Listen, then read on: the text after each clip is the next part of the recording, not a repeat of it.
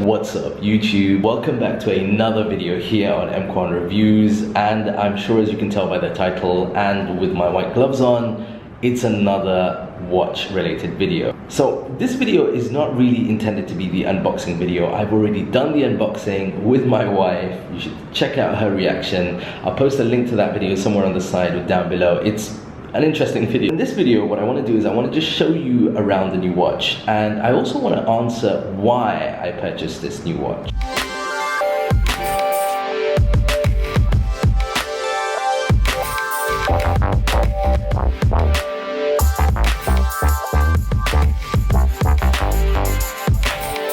So here is the box, and first of all, I'm not really sure if this is the original box that it came in, because this is a 2005 to 2006 model.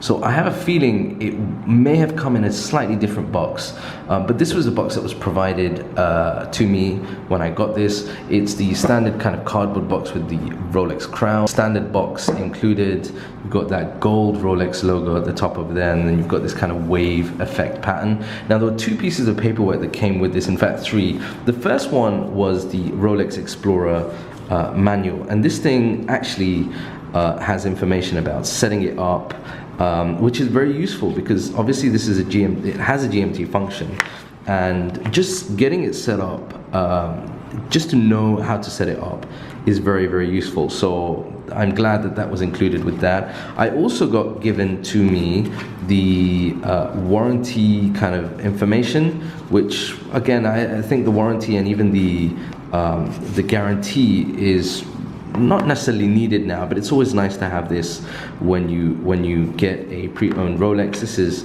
that included there. The old school paper warranty, which is really very nice. To be honest with you, I'm probably a bigger fan of this than I am the standard kind of plastic cards that we get. I'm not going to show you all the information, but we have that beautiful Rolex kind of emblem on the paperwork. It just makes it look much more sophisticated, I think that's the word, and some information, and then everything else over there. Here we go. This is it, guys. This is the Explorer 2 reference 16570 in that beautiful black dial. Now I had this adjusted for me, so it came with one link out, and there is the original I don't even know what to call this, like the warranty tag. I'm gonna call it the warranty tag because this usually indicates how many years warranty you would get. The brown ones I think gave 3 years, and the newer green ones give you 5 years. So that was included there. It's nice, again, all of these small things are important, so it's nice that that was included. It's keeping impeccable timing, actually. I'm amazed at how well it's keeping time. And also the bracelet came polished, so it has had one polish done by David SW. I think the polishing on this is absolutely phenomenal. It's been done by a watchmaker that David SW has, and I've shown this to a few other people, and they were very, very impressed with the polishing. Buying the dealer as much as buying the watch. You know, you're gonna hear me say this throughout. I cannot recommend David SW enough. I think everything from the initial engagement to the questions that I asked, the delivery, to the product itself. I wasn't expecting you know, 16570 in such good quality, and I'm very, very impressed. So this is it. It's on a stainless steel bracelet case, and it's a black dial. You can see that you've got those white gold hands and the hour markers with the luminescent inside. You've got this GMT hand that comes out, and that's in red. I actually like that black and red contrast. I think it looks really, really good. The Cyclops is fine. The Sapphire crystal is fine. You've got the very small, I don't know if you can see on the camera, I can kind of see it. It's that you know, familiar Rolex crown kind of etched into the crystal, which kind of gives you an indication of its authenticity. This one doesn't have the rehaut because I think the rehaut started in about 2008. Or maybe longer with the M series, so it doesn't have that Rolex engraved in the inner sort of chapter. So that's one thing, but this is the no holes version. My original plan was to actually take this immediately off the bracelet, put this on a NATO or a rubber and go with it. But the bracelet on this is really very, very good. I am shocked again at how comfortable this bracelet is. Here we go. So it's the older clasp, the stamped out clasp. You can see the Rolex logo there. And again, just unbelievably comfortable on the wrist. I mean, there is a big difference between the bracelet on this and my newer 11-4-300. I think the newer bracelet feels much more solid. But in terms of on the wrist, day-to-day use, this is much more comfortable, which again is a surprise to me really, because I wasn't expecting that to be the case. You've got that bezel at the top, which is a fixed bezel. It doesn't move around with the 24-hour numerals there. And just overall, this watch is such a joy. It sits so much lower on the wrist than some of the other watches that I've tried. I'm going to be totally honest. This is going to surprise some of you as to why I got the Explorer 2. I got the Explorer 2 for a number of reasons. The first major reason for me was the fact that I have been looking at getting a GMT Master 2.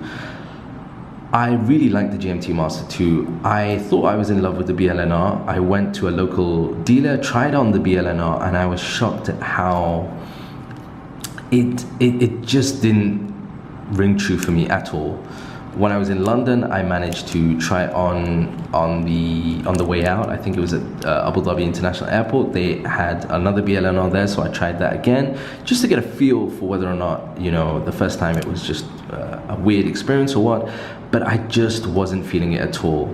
The color on the images is much more nicer than when you see it in real life. Now I know there's going to be a lot of people that will disagree with me, but that's just the way that I felt. The other thing that I felt with the newer GMT Master 2 was on the wrist, especially on my wrist, it just didn't feel or fit as comfortably as I would have liked. And when I was in the store, somebody mentioned to me, why don't you try the Explorer 2? So when I got back to the UAE, I tried it. I tried an Explorer 2 in Dubai, and I felt immediately that both the size and also the thickness were perfect for what I was looking for. You know, this thing is awesome. It fits on the wrist and it's comfortable in both smart and casual settings. So let's put that box aside and show it to you on the wrist. Here it is on the wrist. And you can see that, look, I mean, it has some thickness to it, but it doesn't protrude in a uncomfortable way. And you know, when I was deciding on which Explorer 2 to go for, I looked at the white dial, I looked at the black dial, went back and forth, and it was the black dial that ultimately called out to me, because I feel for my wardrobe and for my personality, the black dial is much more me than the white dial. I was in love with the Polar, the white dial face, but I don't know, the black just has a slight edge on it for me personally. The second reason that I ended up opting to go for this was I was surprised and taken back at how much more affordable the Explorer 2 was as compared to some of the older GMT Master 2s. I mean, GMTs at the moment have had this crazy just surge in pricing, especially on the used market. So for me, it was kind of like, well, I think I prefer the fixed bezel because it doesn't add the kind of height to it that I was sort of concerned about.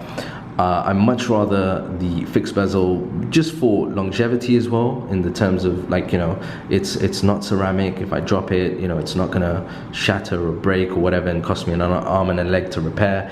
And this just feels much more durable. I don't have to worry about sort of grit or sand getting stuck in between. This Explorer 2, unlike my 11-4-300, is gonna really be a beta watch for me.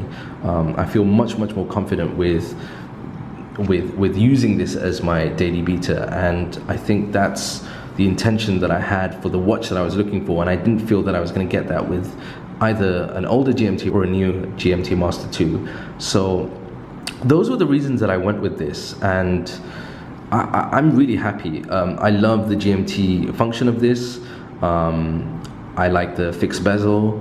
I think the price point on this is phenomenal. In fact, the price that I paid was actually very, very good, because I've had this now for about 2 weeks. I went back to David SW just to check, because there was a co-worker who wanted me to find out a price for a Explorer 2, and the price on this has now gone up slightly. Now, there's another thing. Some of you are going to ask why I didn't go with a newer Explorer 2. That is because I'm not won over by the larger size. This is a 40mm. Again, it fits perfectly fine. The 42mm increase in size, it doesn't seem like a lot, but again, I've tried that on about 4 or 5 times in different dealerships, and I just felt it was a tad too big. I'm finding this issue now with my AP that I currently have. I don't know, I'm kind of much more comfortable wearing a 40-ish kind of sized watch now. So even with the AP, I find that when I wear that now, it just feels a little too big for me. So yeah, I think this is just a perfect size, and at the moment I'm besotted by this thing. I think it's a great buy for the price that I paid for a Rolex sports model. In terms of functionality, in terms of what I needed, it ticked all the boxes, and that's why ultimately I decided to get this 16570 Explorer 2. Now, I will have a kind of a follow-up video to this. I also have been asked a hell of a lot to do a follow-up video for the 11-4300. It's almost coming up to a year anniversary now for that watch, so I will do a review later on the channel about that. If you have any questions, you want to know more information, leave a comment down below. Either I myself can answer or somebody else in the community can do so. And if you want to go and check out David SW and the range of watches that they have on the pre-owned, again, link will be down below, so go and check them out. That's it from me for now. I hope you've enjoyed this video.